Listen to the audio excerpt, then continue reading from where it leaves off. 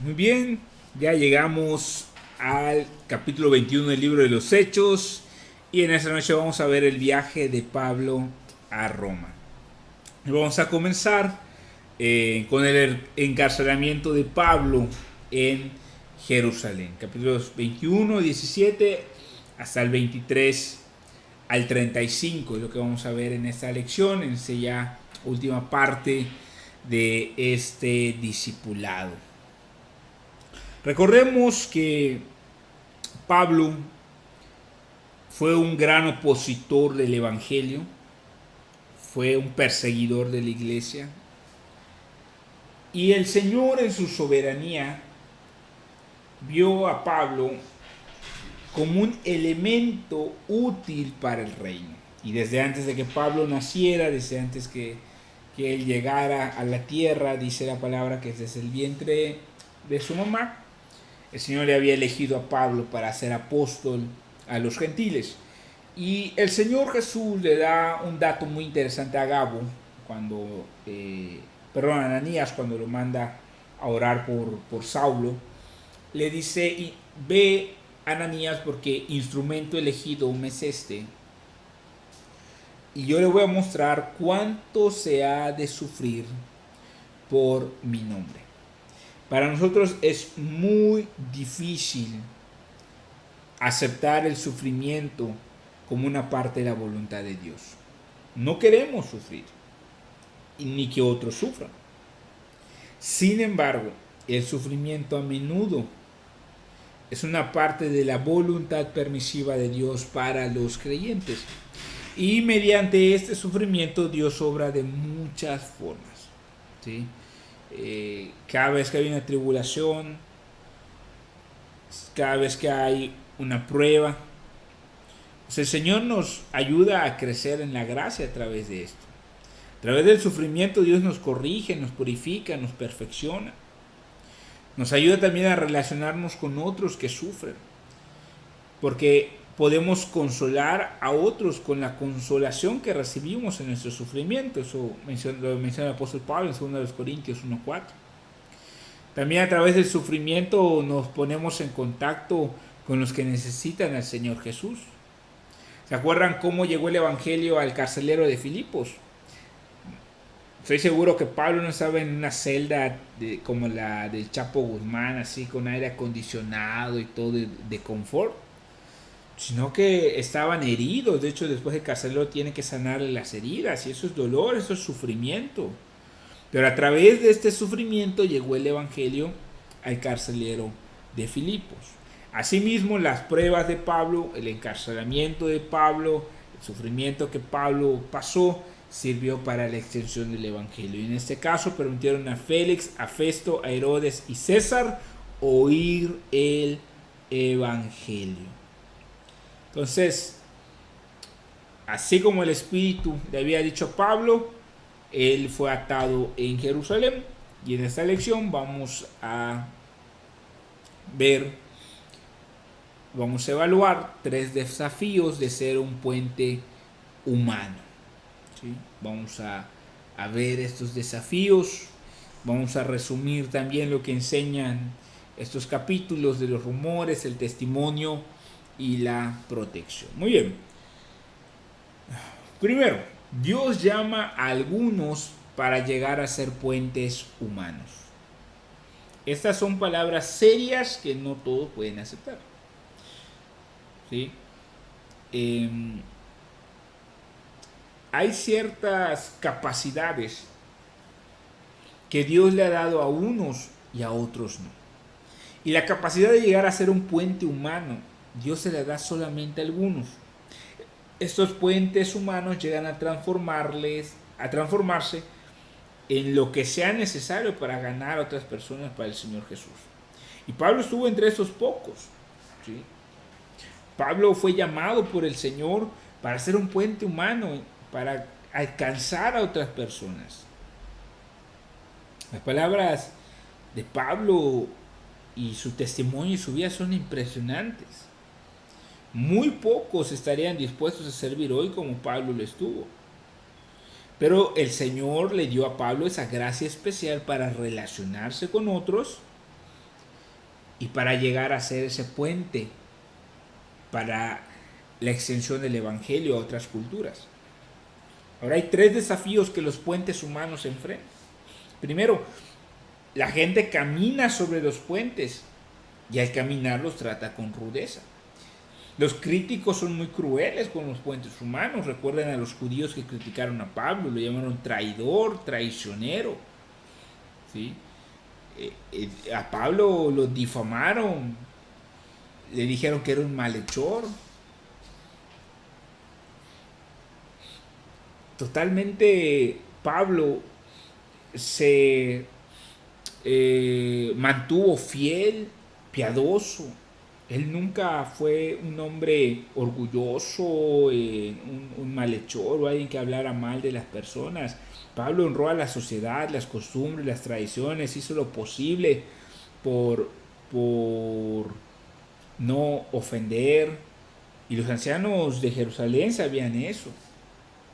Aún así, muchos creyentes hablaron ásperamente de Pablo. ¿Sí? Y un puente humano, alguien que trata de alcanzar a otros con el Evangelio, tiene que entender que va a ser tratado ásperamente. ¿Sí? Las personas que envidian a estos hombres, pues con frecuencia critican a los grandes líderes como Pablo. Y eso tenemos que entenderlo. No todos están llamados a ser gerentes.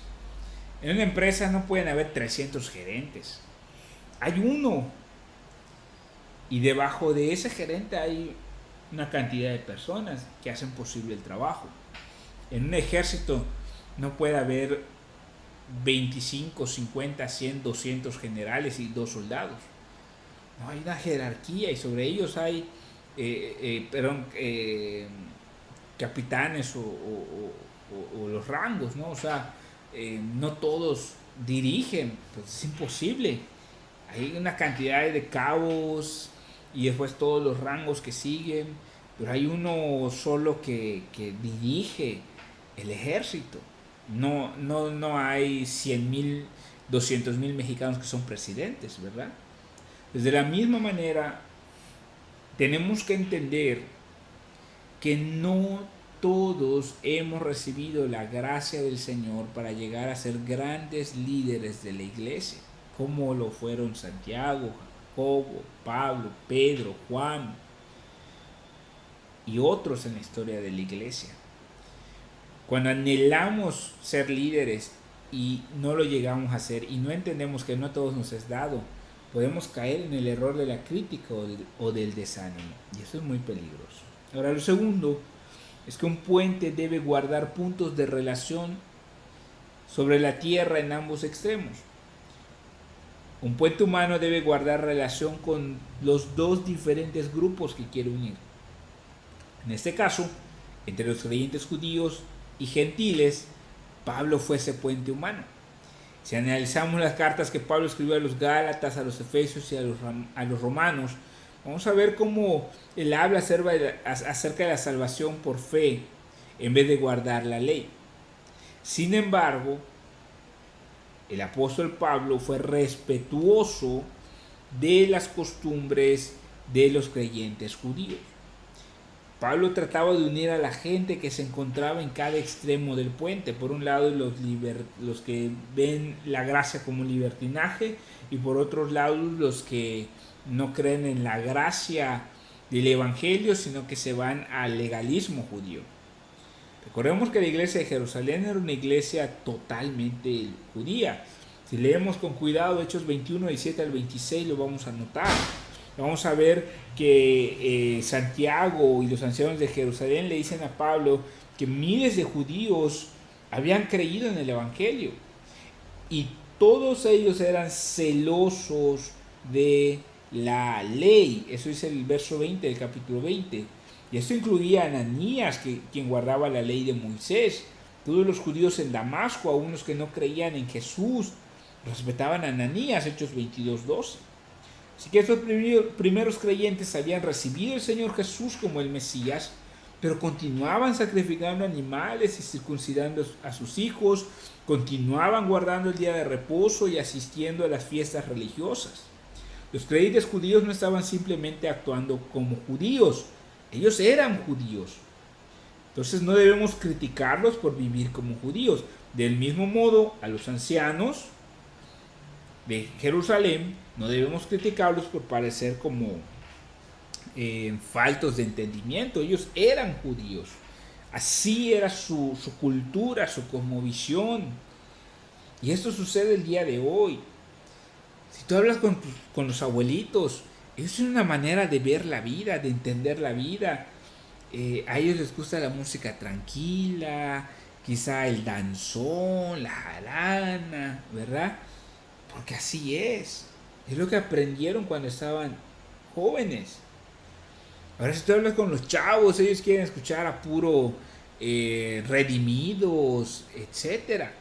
Si tú hablas con los millennials, con los que nacieron en los 90s, creyentes, pues quizá escuchan a Rojo, escuchan a Vico C, a Ned Moreno, ¿verdad?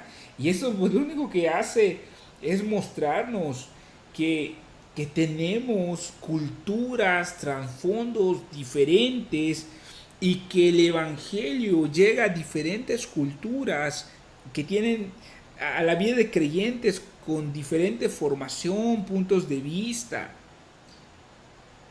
Y el Evangelio se aplica ya. Y una persona sabia trata de comprender por qué la gente se comporta como lo hace. Y en vez de enfatizar las diferencias, enfatiza lo que hay en común. Quizá los miembros de dos grupos diferentes no puedan entenderse entre ellos, ¿sí? Pero los puentes humanos, los que están llamados a ser puentes humanos, líderes, tienen que aprender a conciliar estos dos grupos, no a irse de un lado o del otro, que ese es el error también de muchos hoy en la iglesia. Muchos jóvenes ya ven a los grandes como pasados de moda. Y los grandes ven a los jóvenes como puros locos, pecadores, ¿no? Extremistas. Y ahí es donde entra el trabajo de los líderes, que son llamados a ser puentes humanos. Poder encontrar esos puntos en común entre ambos grupos. Y ese es un desafío que enfrentan impresionante, más de lo que podemos imaginar. Tercer desafío para ser un puente humano, si es que tú deseas ser un puente humano, y cuando hablo de puente humano es en cualquier nivel en el cual el Señor te llame a liderar, es que a través de un puente la gente camina paso a paso. Y eso significa que la gente cruza lentamente los puentes culturales. Tuvo que pasar muchísimo tiempo para que los creyentes judíos comprendieran que Jesucristo hizo que los sacrificios de animales fueran innecesarios. Se demoraron más de 30 años para comprender que la circuncisión que Dios quiere es espiritual. La circuncisión debe ser del corazón, no de la carne. Romanos 2:29. Pablo comprendía a la gente. Y él sabía que la gente cambia lentamente, poco a poco, paso a paso. La gente acepta la verdad cuando se le da por bocados, por pequeños bocados, y se le ofrece afectuosamente. Pablo hizo muchas cosas pequeñas para unir a los judíos y a los gentiles. Siempre predicaba en las sinagogas, participaba en las ceremonias religiosas, circuncidó a Timoteo, llevó una ofrenda a los creyentes gentiles en Macedonia y Acaya, a Jerusalén por parte de los creyentes gentiles de Macedonia y Acaya. Asistió a una reunión para discutir las relaciones entre los creyentes gentiles y los judíos, allá en Hechos 15. Apresuró su viaje para asistir a una fiesta judaica importante, etc. Pablo hizo esas pequeñas cosas, tratando de unir a judíos y gentiles. Al finalizar su ministerio, Pablo escribe cartas como Romanos en el 57 después de Cristo, Efesios y Colosenses aproximadamente por el 62. Y esas tres cartas lo que hacen es explicar que los judíos y los gentiles llegan a Dios por un solo camino. Y ese camino es la fe en el Señor Jesús. Así que Pablo pasó su vida entera dando pasos para unir a los creyentes gentiles y judíos. Para nosotros hoy nos suena como algo incomprensible porque la iglesia ya en su mayoría es gentil, pero para ese momento era algo crucial.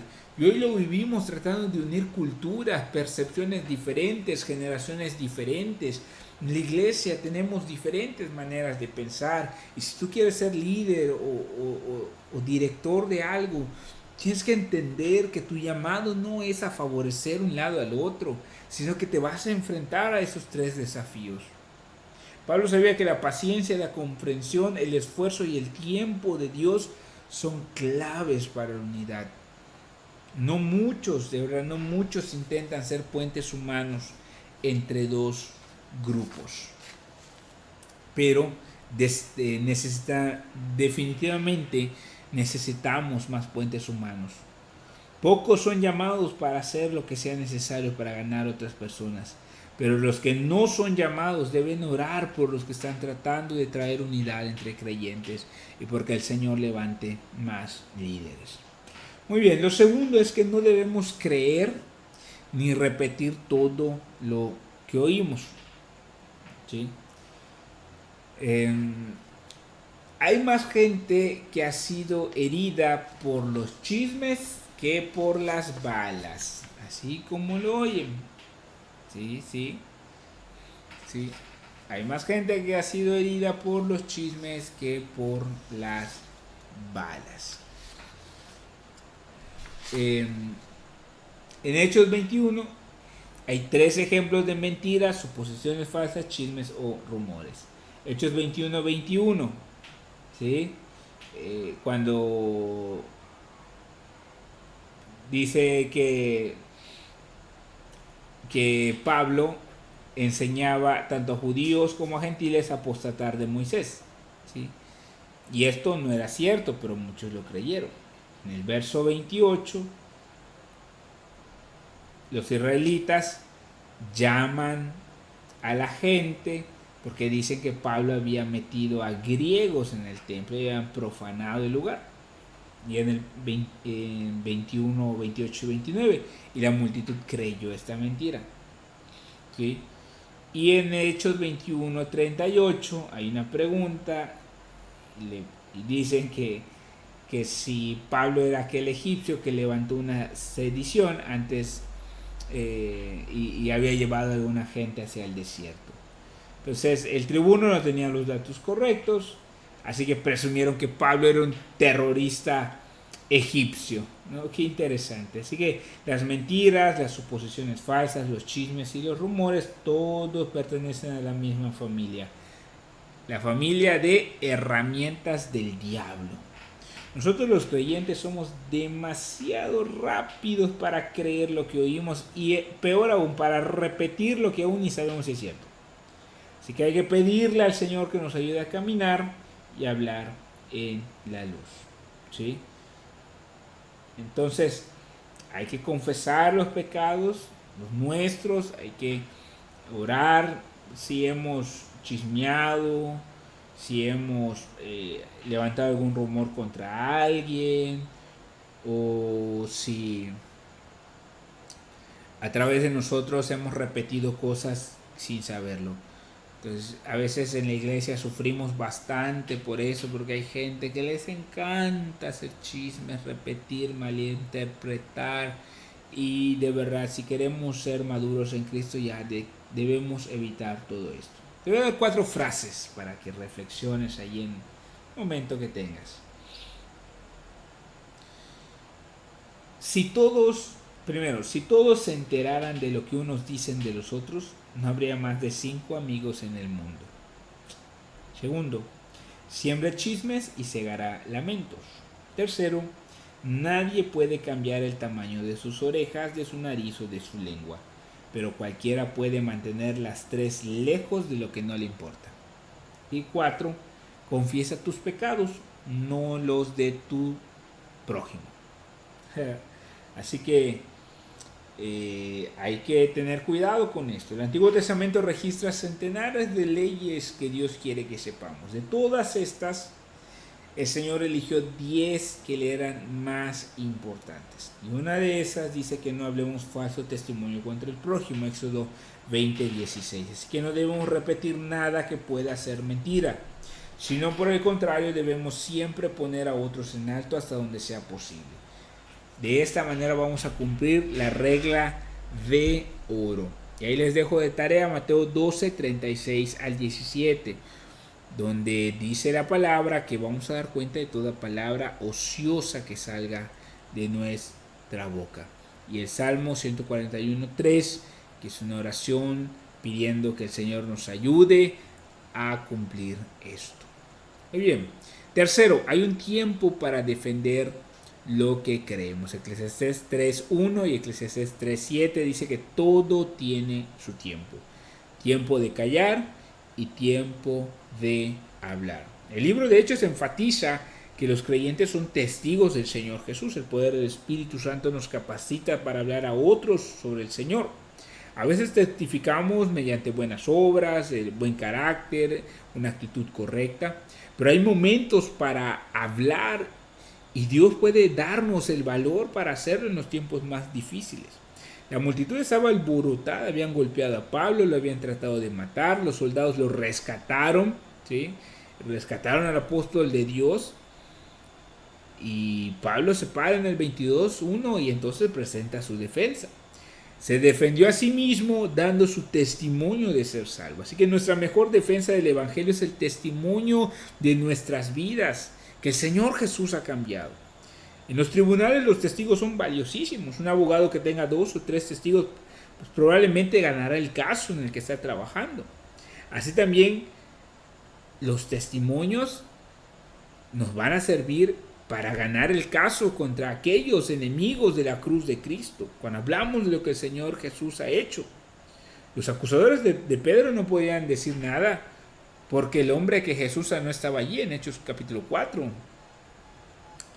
¿Quién iba a poder hablar contra el milagro de una vida cambiada? Nadie puede argumentar contra eso.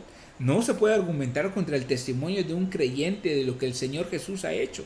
Y Pablo sabía esto, entonces para defender el Evangelio les contó lo que Jesús había hecho por él.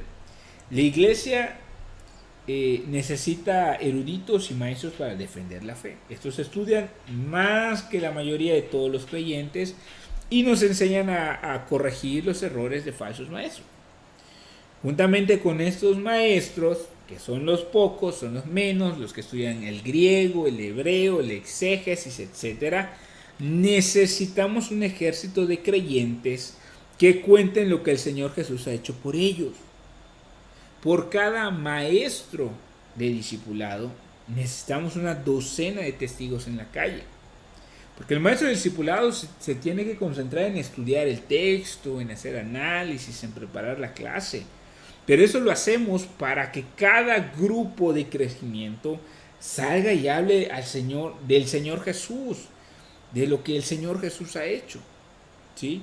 Los maestros son vitales, necesarios para la iglesia, pero no debemos subestimar el valor del testimonio personal, no debemos pasar por alto el poder que hay en contar lo que el Señor Jesús ha hecho por nosotros. El apóstol más grande que el Señor Jesús usó para el avance del ministerio ocupó su testimonio personal para defender la fe. Y Lucas registra 3 veces la historia de lo que Jesús hizo por Pablo, por lo menos en Hechos 9, 1 al 22, en el capítulo 22, 1 al 21 y en el capítulo 26, 1 al 29. ¿Sí? Recordemos allá en Éxodo capítulo 4, en el verso 2, cuando el Señor le pregunta a Moisés, ¿qué es lo que tienes en tu mano? Y Moisés le dice al Señor una vara. La vara era algo común y corriente que Moisés había usado para sus labores pastorales con las ovejas físicas, reales, no personas. Pero el Señor quería usar esa vara común para convertirla en algo especial. Y a través de ella se hicieron grandes milagros y prodigios. Así que el Señor nos pregunta qué es lo que tenemos a la mano. Y lo que tenemos a la mano es lo que debemos entregarle al Señor. Pero algo poderoso que tenemos en la mano es el testimonio de lo que el Señor ha hecho por nosotros. Y nadie conoce más perfectamente que ese testimonio, y el Señor lo va a usar para hacer milagros en las vidas de aquellos a quienes les testifiquemos. Por último, 40 asesinos no son suficientes para matar a una persona que Dios protege. Dios es soberano, ya hablamos de eso. En la soberanía de Dios, Él permite que algunos sufran y mueran. Recordemos siempre a los judíos incrédulos que apedrearon a Esteban en Jerusalén, allí en el capítulo 7, versos 57 al 60. El rey Herodes también mató a Jacobo con una espada en Hechos 12:2. ¿Sí? Y al día de hoy muchos han fallecido por el Evangelio. Una cantidad de héroes de la fe murieron en el Coliseo romano. Entonces, esto nos hace recordar aquella oración de Apocalipsis en el capítulo 6, cuando le preguntan al Señor: ¿hasta cuándo, Señor? ¿Hasta cuándo? La gente muere por el Evangelio, pero solo el Señor sabe hasta cuándo y por qué lo permite. Es por eso que para el creyente en Jesucristo la muerte no debe causar temor, y la muerte no es la pérdida de nada, es una pausa, porque creemos en la resurrección, es parte fundamental del Evangelio. Ahora, en raras ocasiones Dios irrumpe en la historia. ¿Sí? Hechos 12 registra que Dios protegió a Pedro de la muerte, por ejemplo, y ninguna presión fue suficientemente fuerte para encerrarlo. Herodes, no importaba cuántos soldados matara, no lo iba a matar, porque Dios abre puertas que nadie puede cerrar y protege a gente que nadie puede herir. Ahora, Dios protegió a Pablo de la muerte también. 40 hombres con cuchillos no pudieron matarlo. Así que imagínense, 40 asesinos poseídos por el odio, cada uno hizo un voto de no comer ni beber hasta que Pablo estuviera tendido y muerto. Y los días pasaron y ellos no pudieron matarlo. ¿Sí? Así que estos hombres o faltaron a su voto o murieron. ¿Verdad? 2 veces también registra la palabra que pasó Jesús en medio de los que buscaban matarlo, ahí en Lucas 4, 28 al 30 y en Juan 7, 30. De la misma manera, las personas que Dios protege van a pasar sin peligro en medio de cada prueba, van a escapar, y eso es segurísimo, totalmente seguro. Así como el Señor Jesús no cayó ante la mano de Herodes en Mateo capítulo 2.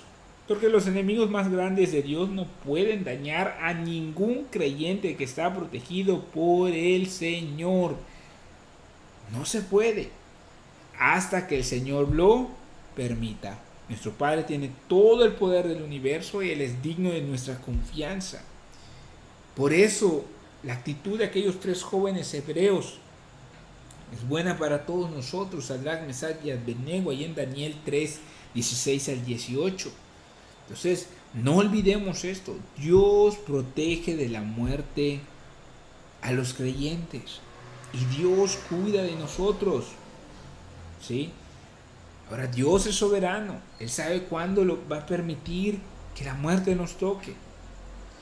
Pero nunca debemos olvidar que para el creyente el vivir es Cristo y el morir es ganancia, porque un día resucitaremos.